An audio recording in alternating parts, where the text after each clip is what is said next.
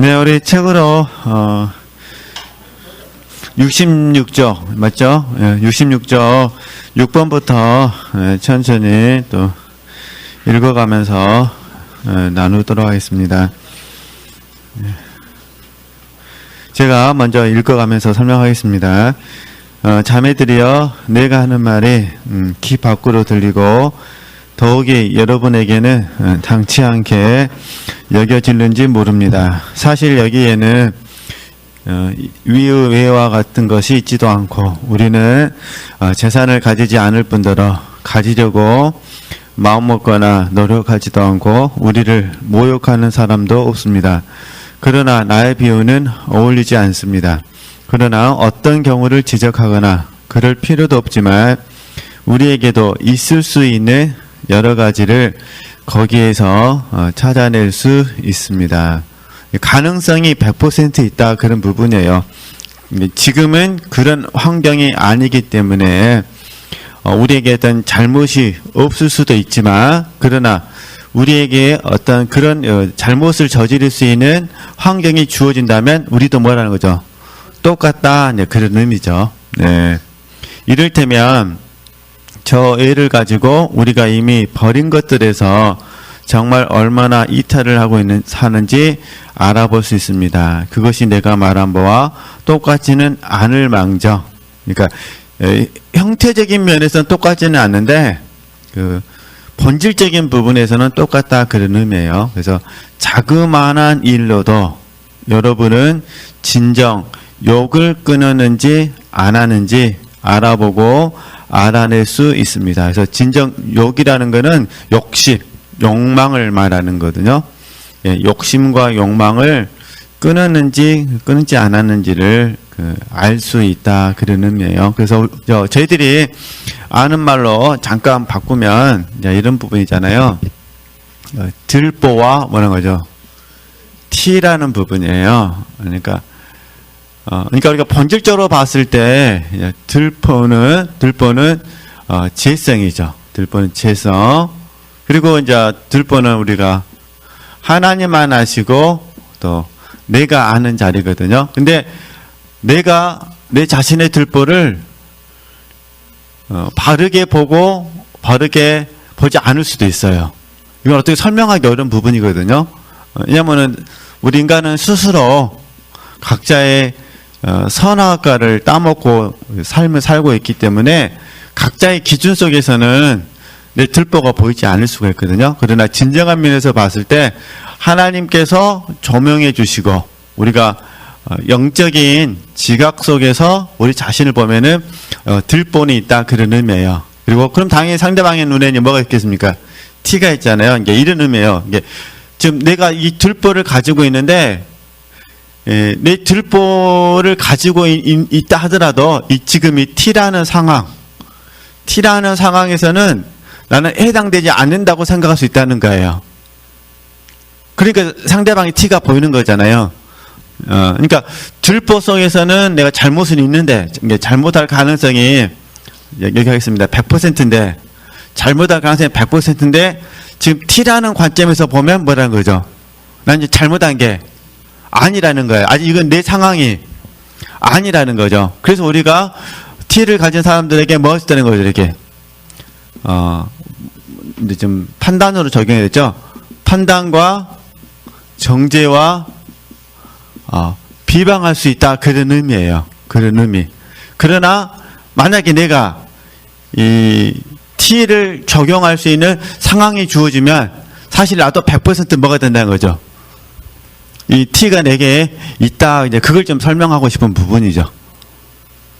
하여튼 너무 쉬운 말인데 제가 좀 어렵게 설명하고 있는지는 잘 모르겠는데 좀 환경이 좀 달라졌는 것 같아, 뭐 이렇게 좀 그러네요. 네, 어떤 의미인지 아시겠죠? 네, 이게 사실 이게 참 어려워요. 그래서 지금 이 책을 읽는 독자들이 지금 수녀 공동체잖아요. 수녀원이잖아요, 수녀원. 수녀원에 계신 분들이고, 수녀원에 계신 분들은 대부분 다 이제 외형적으로 보기에는 어떤 사람들이죠? 헌신된 사람들이죠. 외형적으로 보기에.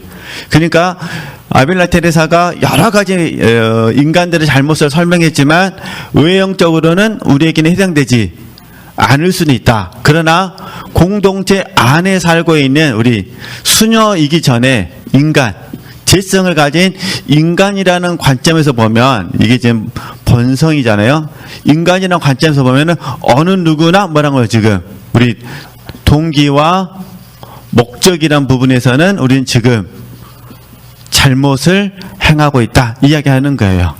그러니까 수도원 밖에서처럼 큰 내가 잘못은 하지는 않는다 하더라도 수녀원 안에 살고 있는 우리들이 소소한 일을 통해서 잘못하고 있는데 사실은 알고 보면 소소한 일을 잘못한다는 이 티를 다루는 것이 아니라 우리 본성을 다뤄야 된다 그런 의미예요. 그러면 소소한 일을 잘못하도록 하는 본성은 뭐냐? 소욕이다. 그죠? 욕망, 욕심, 이 부분이다. 이 얘기를 하는 거죠. 그러니까 욕망과 욕심이라는 이 본질적인 부분에 있어서는 동일하다 그 말이에요. 수도원 밖에 있는 사람들이 행동하는 그 일의 크기가 중요한 것이 아니라 그들이 욕망과 욕심에 의해서 잘못하듯이 우리는 그들처럼 큰 들보와 같은 잘못은 하지 않는다 하더라도 그러나 이 소소한 일 부분에 있어서 우리도 욕망과 욕심에 의해서 뭐하는 거죠? 소소한 일에 잘못하고 있다. 이 이야기를 하는 거죠.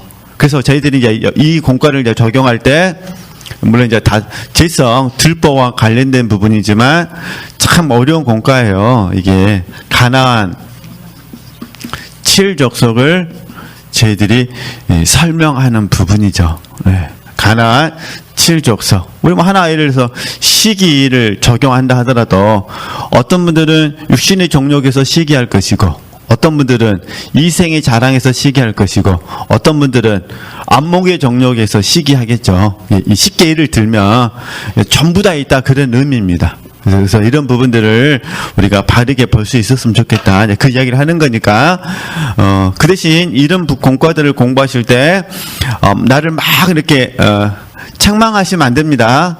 자책하라고 이런 공부를 하는 것이 아니라 저희들이 이렇게 공부하는 이유는 하나님의 목적 때문에 그렇게 공부하는 거예요. 그리고 하나님의 목적이 내게 실제 되기를 원해서 하는 거예요. 그 중에 하나가 뭐냐면은 거룩하고 뭐라죠? 흠이 없는 삶이에요. 그러니까 거룩하고 흠이 없는 삶을 우리가 사는 게 하나님의 목적인데 이 말씀이 우리에게 뭐가 되더라고요? 실제되기 위해서 우리가 공부를 한다 그런 의미예요. 그러면 실제되기 위해서는 잘 이해해 주셔야 돼요. 우리 주님께서 하시는 말씀이 사람으로는 할 수 없으되 하나님으로서는 하실 수 있다 이렇게 말씀하시거든요. 그러니까 사람은 할 수 없어요. 그러니까 어떻게 사람이 구원을 받겠어요? 자기 힘으로. 그러니까 구원의 문제는 전폭적으로 하나님의 능력의 문제죠. 근데 거룩하고 흠이 없는 것도 우리 사람으로는 할 수 없습니다. 그러니까 어떻게 될까요? 그러면 하나님만이 하실 수 있으시죠. 그러니까 하나님만이 하실 수 있도록 하기 위해서는 첫 번째 믿음을 드려야 돼요. 믿음. 그러니까 우리는 이런 공과들을 항상 적용하실 때마다 다시 하나님의 목적이 내게 이루어지기를 원하는 겁니다. 하나님의 목적이 내게 이루어지길 원한다니까. 거룩하고 흠이 없는 우리가 되기를 원하는 하나님의 목적이 우리에게 이루어져서 우리가 거룩하고 흠이 없는 삶을 살 수 있는 거예요. 그걸 표현하는 게 뭐냐면 믿음이라는 거예요. 그러니까 하나님은 하실 수 있고 나는 그 하나님만 뭐 하면 되는 거죠? 믿으면 되는 거예요. 이해되시겠죠? 이 믿음이 우리에게 두 번째 소망을 가져다 주는 거예요. 소망.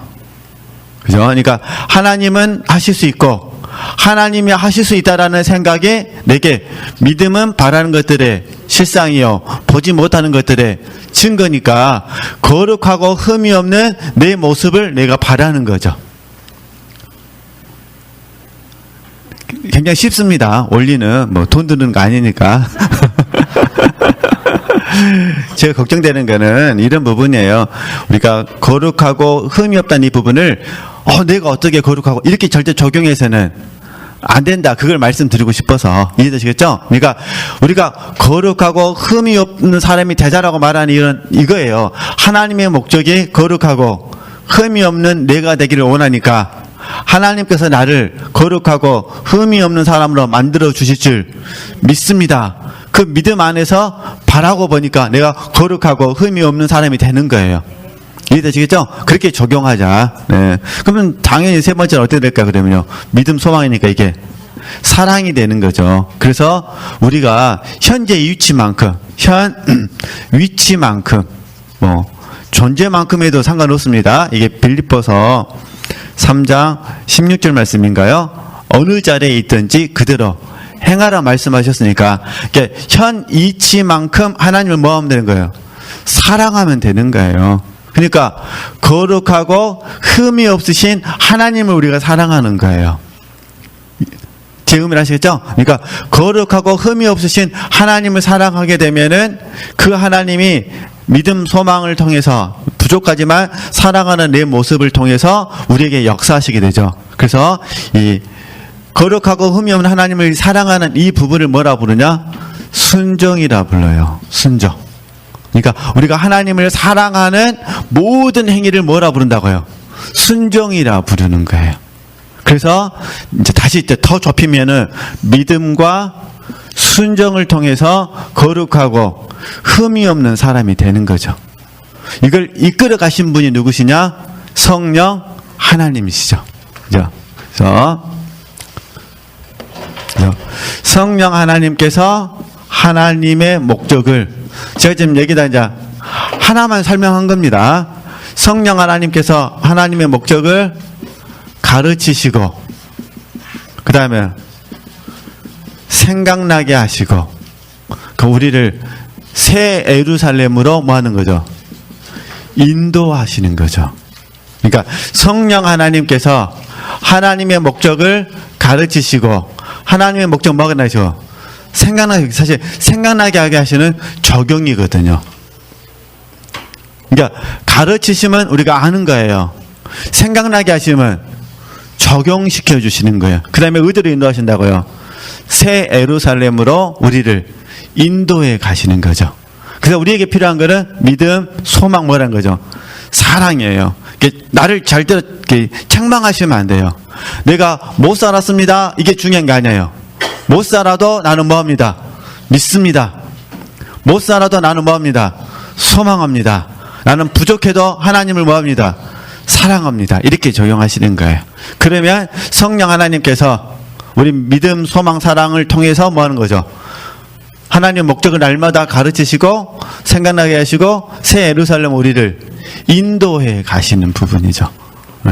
우리는 이걸 믿고 지금 훈련하는 겁니다. 그래서 다시 한번 좀 이렇게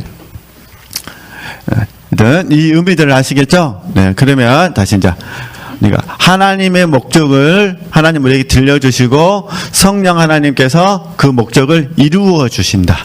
우리는 믿음을 드리고 소망을 드리고 부족하지만 하나님을 사랑하는 것이다. 이렇게 적용하셔야 됩니다. 그러면서 다른 사람들을 보면 안 돼요. 다른 사람들을 판단하면 안 되는 거예요. 그래서 우리가 분별을 배우는 거죠. 분별. 다시 한 번만 더 말씀드릴게요. 이게 이것도 거짓말이죠. 또 다음에 또 할 수 있는데 분별, 판단.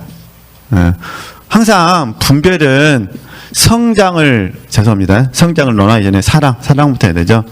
분별은 사랑에서 나오거든요.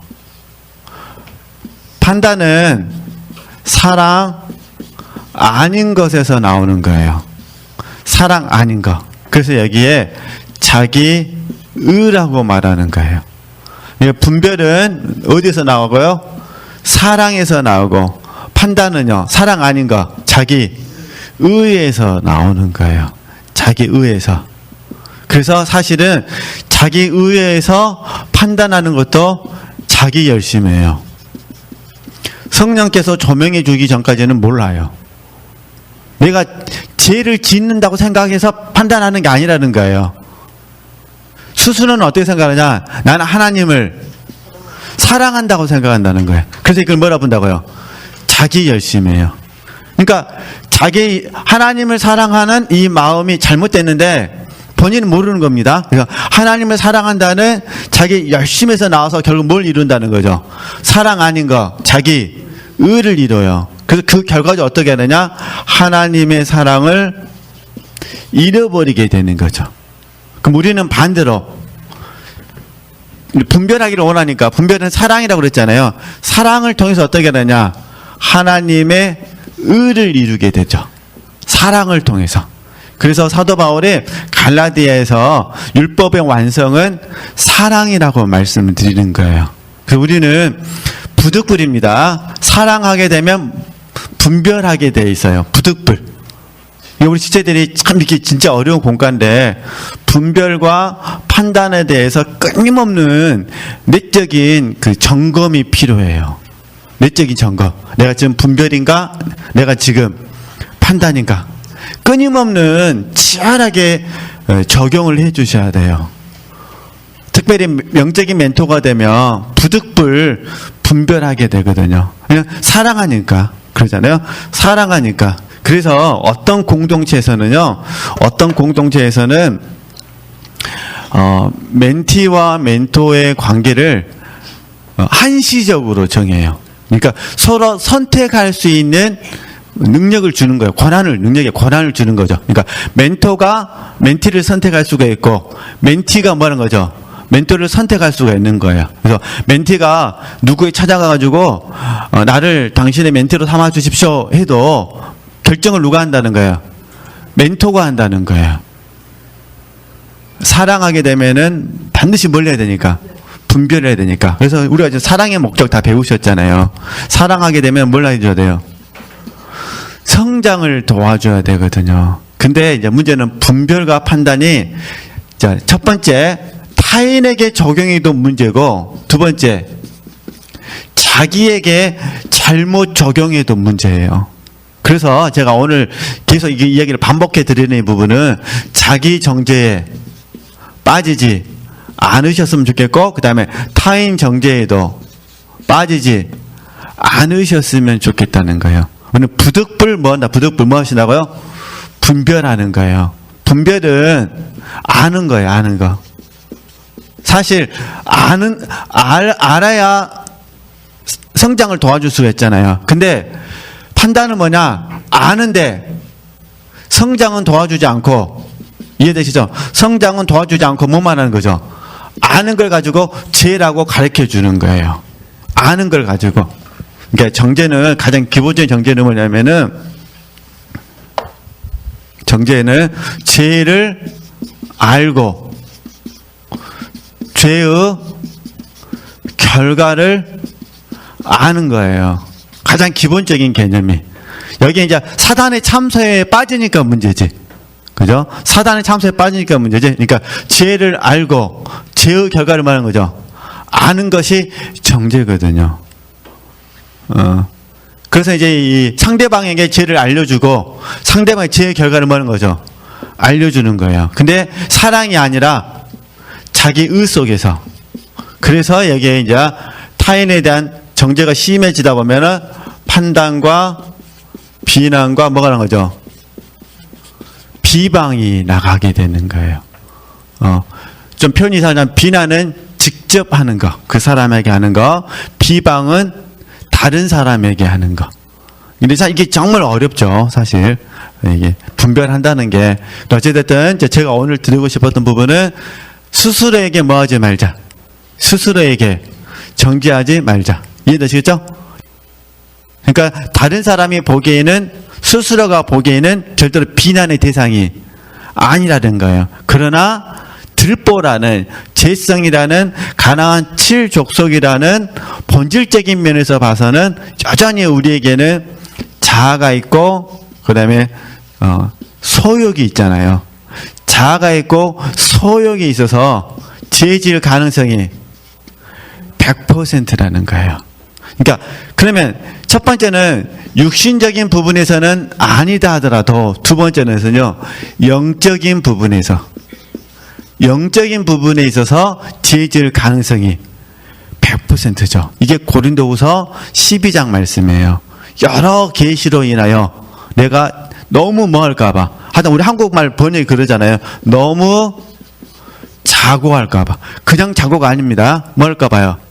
너무 뭐 할까봐. 자고 할까봐. 이게 사도 바울에 대한 하나님의 평가예요. 100%. 그러니까 하나님께서 보시기에 사도 바울은 너무 뭐 한다는 거예요. 그냥 자고가 아니라 너무 자고 할까봐. 이게 하나님의 평가라는 거예요. 우리가 보기에는 이해가 안 되는 거잖아요.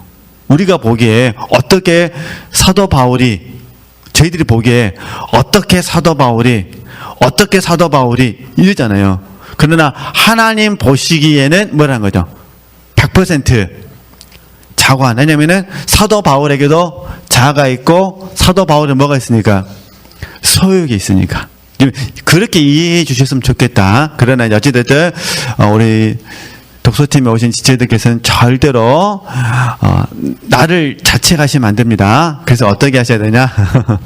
우리가 전에도 여러 번 말씀드렸는데 히브리서 4장 14절에서 16절 말씀을 많이 묵상해 주시고요. 특별히 은혜의 보좌 앞에 담대히 나가셔야 돼요. 은혜의 보좌 앞에 담대히 나가지 못하는 이유는 자기 정죄 때문에 그래요. 그래서 이 자기 정죄를 덮어버리는 개념이 뭐냐면 염치가 뭐죠? 없어서 이렇게 되는 거예요. 염치가 없어서. 그리고 이거 대표적으로 이게 탕자의 이야기예요. 탕자가 아들인데 어떻게 하는 거죠? 염치가 없으니까 나를 품꾼의 하나로 써주잖아요. 품꾼의 하나. 이것도 뭐 언어적인 유희인데 이런 의미예요. 아버지 집 안에 있는 종이 아니라, 이해되시겠죠? 그냥 일당으로 고용되는 뭐 어떻게 해야 되나? 일꾼, 그런 개념으로라도 뭐라 그러죠? 써달라는 거예요. 뭐가 없으니까? 염치가 없으니까. 이해되시겠죠? 이런 모습들은 사실 좋은 모습은 아니다, 그런 의미예요. 우리는 계속해서 은혜의 보좌니까 은혜, 예수 그리스도잖아요. 주님의 은혜와 사랑을 항상 깊게 묵상을 해 주셔야 돼요. 그래서 실패해도, 이해되시죠? 실패해도 다시 시작하는 용기가 중요한 부분이죠. 그래서 주님께서 또 특별히 히브리서 기자가 우리에게 들려준 이야기는 은혜의 보좌 앞에 그냥 나가는 것이 아니라 담대히 나가야 된다. 저 여러분은 날마다 어떻게 나가셔야 돼요? 은혜의 보좌 앞에 담대히 나가셔야 돼요. 그럼에도 불구하고 아벨라 테레사가 또 우리 훈련원에서 계속해서 순전함에 대해서 말씀드리는 이유는 이거예요. 내가 나를 알아야 겸손을 유지할 수가 있고, 겸손해야 하나님의 도우심을 구할 수가 있잖아요. 그죠? 그래서 겸손의 방법 중 하나가 뭐냐면 실패를 통해서, 고난을 통해서 겸손을 알려주시잖아요. 사도 바울은 고난을 통해서 겸손을 알려주시고 그러잖아요. 우리는 실패를 통해서 겸손을 배우기도 하고 어떻게 하죠?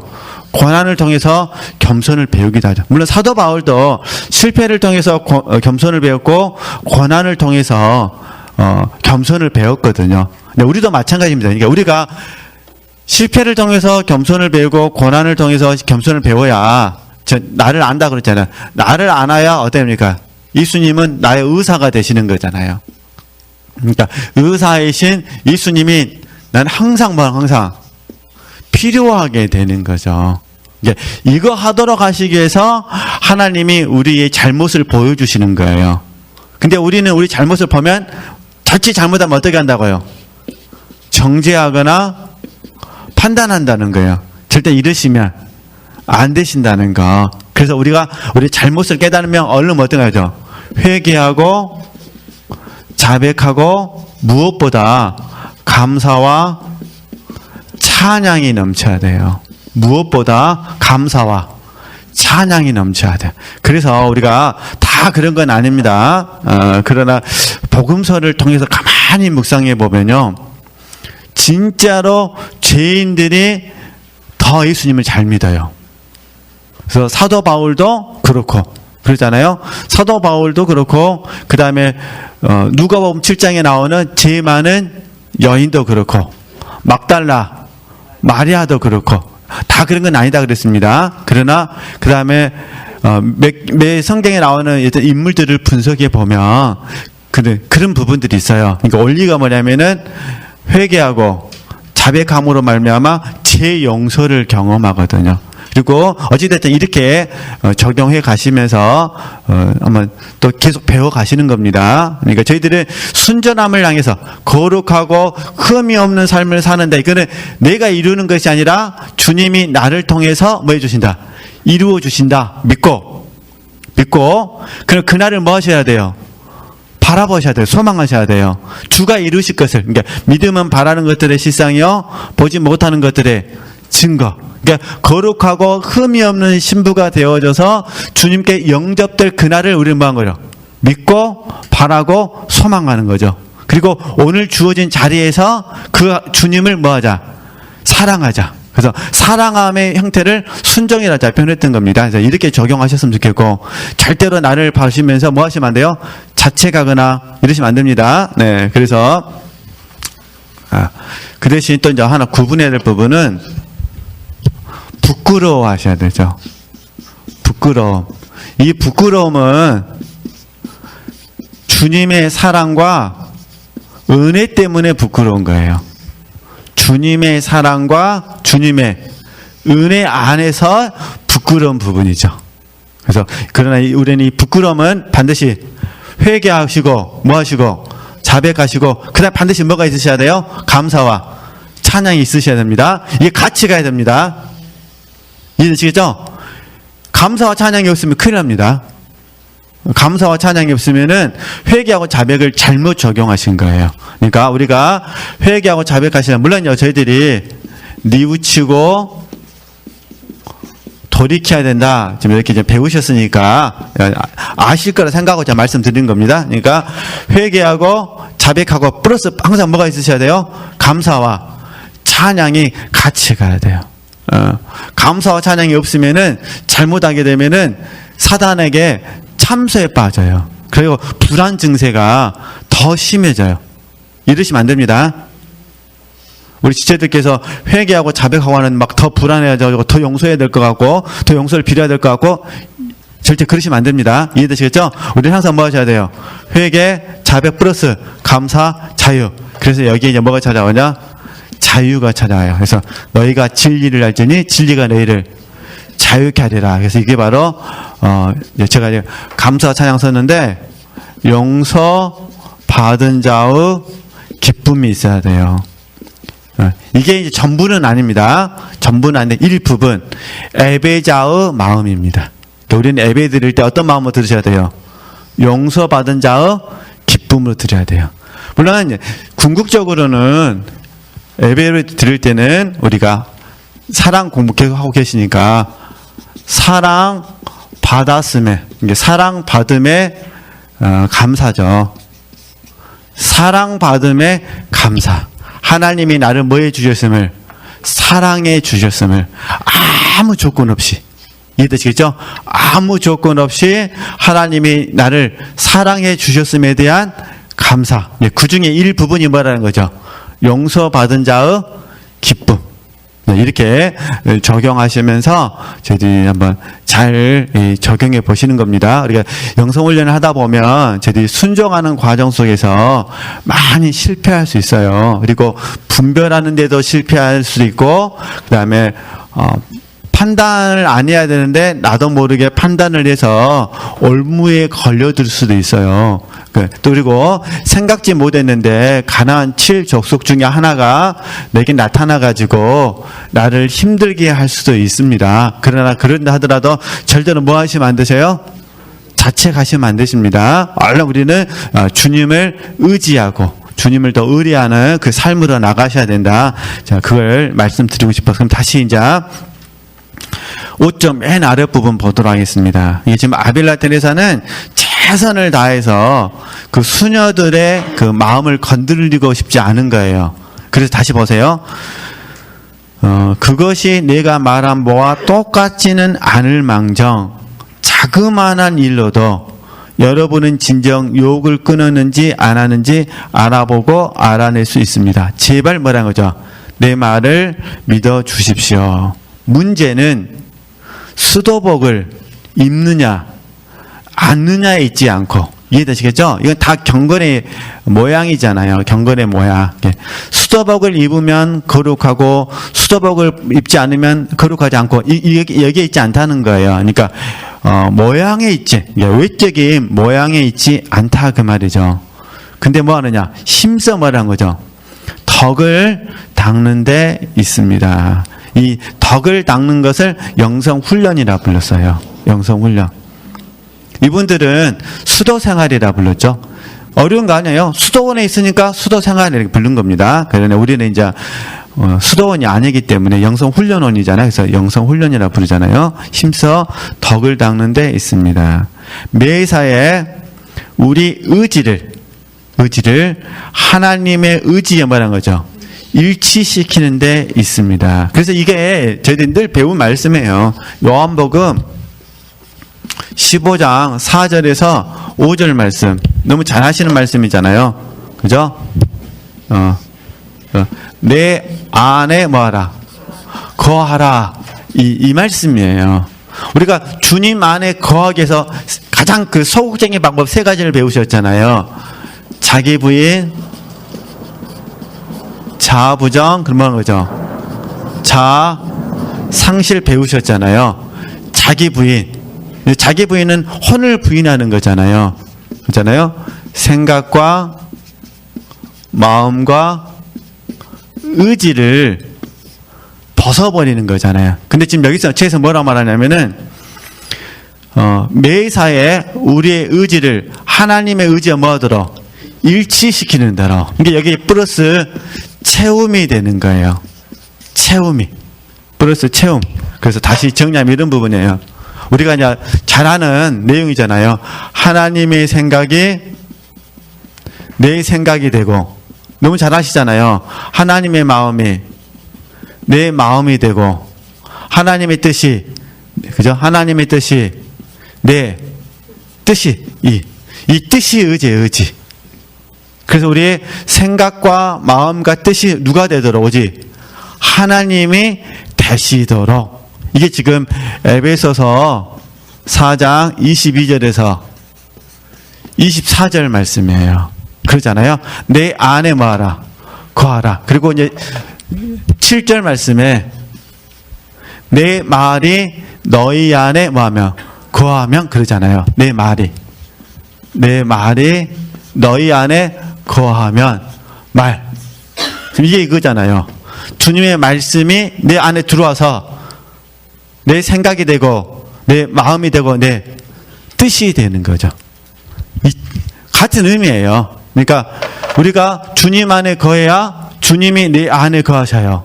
이게 이제 7절 말씀하고 적용하면은 우리가 주님 안에 거하면 주님의 말씀이 우리 안에 거하는 거예요. 그러니까 말씀은 하나님의 생각과 하나님의 마음과 하나님의 뜻이 되는 거잖아요. 그래서 지금 우리가 상궁방을 공부하고 있지만, 이제 사궁방을 해서 나아가고 있습니다. 네, 상궁방을 공부하고 있지만 상궁방 안에 있으면서 계속해서 이런 훈련하는 거예요. 비우고 뭐하고 채우고. 지금 중요한 거는 채움의 훈련이 중요하죠. 매사에 말씀이 내 안에 거해서 말씀이 내 생각이 되고 말씀이 내 마음이 되고 말씀이 내 뜻이 되는 거예요. 다시 봐보세요. 매사에 우리 의지를 하나님의 의지에 일치시키는 데 있습니다. 그리고 우리의 생활을 하나님이 원하시는 대로 맞추어 나가서, 근데 이게 좀 내면에서 이루어지는 거잖아요. 그러면 생활은 안에서 밖으로잖아요. 지금 삶은, 생활이라는 건 삶을 의미하잖아요. 생활은 안에서 밖으로가 함께 적용될 때 생활이라 그러는 거잖아요. 그러니까 안에 계실 때 계속해서 어떤 훈련 하셔야 되냐? 간단히 말하면 하나님의 생각이 내 생각이 되고 하나님의 마음이 내 마음이 되고 하나님의 뜻이 내 뜻이 되는 거예요. 그러니까 하나님의 생각과 마음과 뜻을 몰라요. 모르니까 뭘 훈련하셔야 돼요? 말씀 훈련을 하셔야 되는 거예요. 그래서 수도사들이 가장 기본적으로 하는 게 말씀과 기도예요. 말씀과 기도. 왜냐하면 하나님의 생각과 하나님의 마음과 하나님의 뜻을 알고 싶어서 그러잖아요. 그래서 우리는 이제 하여튼 안에서 알았습니다. 알았어요. 근데 안에서 알았다 하더라도 밖에서는 내가 순종할 수도 있고 순종하지 않을 수도 있고, 이건 현재성의 문제니까. 그러잖아요. 현재성의 문제니까. 그래서 이제 다시 보겠습니다. 네. 그리고 우리의 생활을 하나님이 원하시는 대로 맞추어 나가서 우리 뜻이 아닌 오직 말한 거죠. 당신 뜻이 이루어지기를 말한 거죠. 바라는 데 있습니다. 그러니까 쉽게 말해서 자, 이제 우리가 이제 아는 말로 이제 바꾸어 오늘 수업을 마치도록 하겠습니다. 네, 우리가 아는 말로 바꾸면은 하나님이 나를 통해서 하나님이 나와 함께 일하기를 기뻐하시잖아요. 그 일은 뭐냐? 하나님의 뜻이 이루어지기를 우리가 원하는 거예요. 하나님의 뜻이 뭐 하기를? 이루어지기를. 그래서 먼저 힘쓰는 게 뭐냐면은 나를 통해서 나와 함께니까 내가 하나님의 뜻을 알고 얻고 소유하기를 원하죠. 이게 일치예요, 일치. 네, 그래서 주기도문 그대로예요. 뜻이 하늘에서 정해진 것 같이 땅에서 이루어지기를 원합니다. 그대로입니다. 그 다음에 이제 내가 하나님 뜻을 알고 얻고 소유했으니까 이 하나님 뜻을 알았잖아요. 그러니까 삶 속에서 이 생활 속에서 하나님의 뜻이 뭐하기를 이루어지를. 그러니까 하나님의 뜻을 나와 함께 나를 통해서 이루기를 나도 뭐합니다? 원합니다. 그거예요. 여기에 대한 가장 적극적인 표현이 기도예요. 이해되시겠죠? 가장 적극적인 표현이 기도고 그 다음에 순종이에요. 순종. 그래서 우리는 기도와 말하자면 순종을 하게 되는 거죠. 예, 이런 훈련들을 제대로 해보시는 거예요. 저도 하고 있고 우리 지체들도 하고 있고. 근데 문제는 뭐냐? 내가 하나님의 뜻을 알 수도 있고 하나님의 뜻을 모를 수도 있어요. 현재성 속에서. 그러니까 아는 부분에 있어서는 이렇게 적용하는 것이고 모르는 부분에 있어서는 어떻게 할 거냐. 이게 이제 욥의 고백이에요. 나의 가는 길을 오직 그가 아시나니가 되는 거예요. 우리는 모르잖아요. 그러니까 아는 것도 있고 알지 못하는 것도 있어요. 그래서 하여튼 가장 쉽게 설명하면 이런 부분이에요. 하나님을 사랑하고 이웃을 사랑하라. 우리 하나님 뜻 알잖아요. 이거 우리는 아니까 순종하면 되는 거예요. 근데 김 집사님에 대해서 어떻게 사랑할 건지 얼마만큼 사랑할 건지는 내가 모를 수 있어요. 그러시잖아요. 그런 경우는 하나님의 선하심을 믿고 뭐 하는 거죠? 순종해 가는 거죠.